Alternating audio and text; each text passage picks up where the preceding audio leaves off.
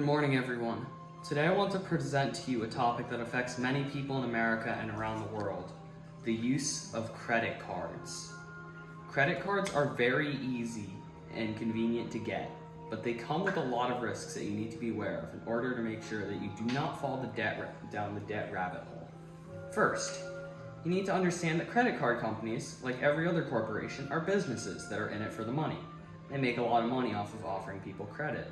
They look cool, they might look fancy and shiny, and these companies trick you by offering awards like miles, cashback, rewards on hotel stays, or even free merchandise.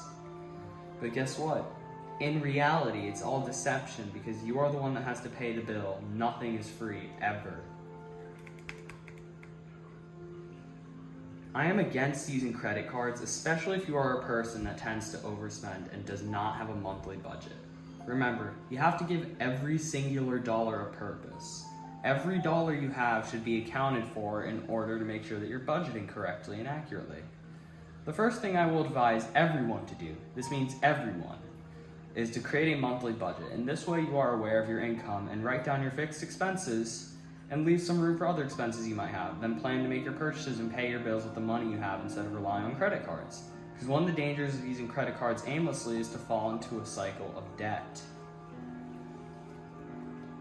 It is really, really easy to overspend and feel like you can just buy it or that you deserve to have certain items just because you have a piece of plastic. It doesn't feel like real money, like a fraudulent dollar note. But then start paying with cash, because when you pay with cash, reality hits you in the face that you're paying with actual, genuine money, and that you need to hold your horses and think twice before purchasing something in order to avoid impulse buying. Another thing you should be aware of with a credit card is that if you do not use it properly, it can negatively impact your credit score, make it harder to get loans in the future, or get a mortgage to buy a house. You might ask yourself how this can happen. If you miss payments in your card or you max out your credit limit, those in fact do negatively impact your credit score. That is why it is extremely, extremely important to make your monthly credit card payments on time and in full. Another pitfall of credit cards is the payments.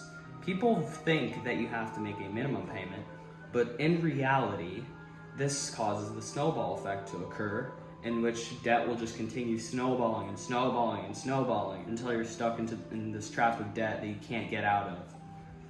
Remember also, something to keep in mind is that you should remember that credit card rates for interest are incredibly high, about 17 to 24%. You should be aware that the annual percentage rate of APR you pay on your credit card may not be the national average, because the number you pay can vary on factors such as your credit score, your debt to income ratio, how much the financial institution trusts you with their money, and other things. After all these things I've told you about credit cards, if you still decide to keep one, what you should do is to only have one, always pay it in full and on time, always choose a credit card with no membership annual fee, and of course treat it like cash so that you don't overspend your means and get into debt. Remember, credit cards can be a financial tool, and it's crucial how to understand how they work and their risks in order to be able to use them responsibly. I hope that by following these tips and this advice that you can live a debt-free life with peace of mind and large amounts of wealth. David, what credit card do you recommend to use? None. Why? I just explained why. Thank you for your advice. No problem. Bye, guys.